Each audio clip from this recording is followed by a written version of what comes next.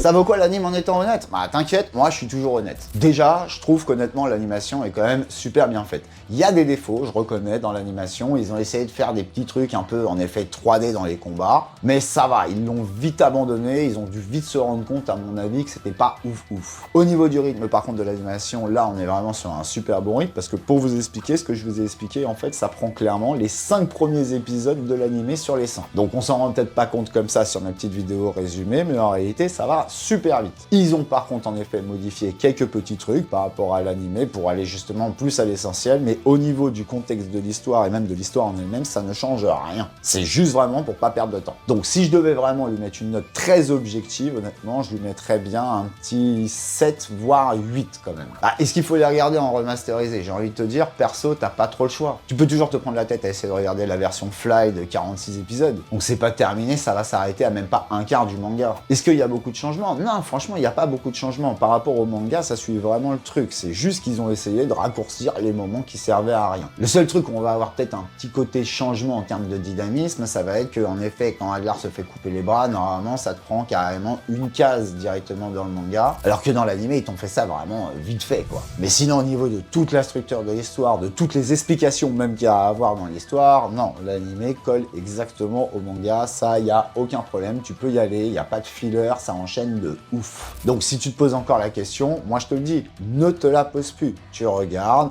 une fois que tu l'auras regardé, tu reviens me voir et tu me diras ce que t'en penses. Après, je peux convenir que ça convient pas forcément à tout le monde, mais c'est clairement l'esprit shonen. Donc il faut y aller, et puis moi je te dis rendez-vous au prochain tome.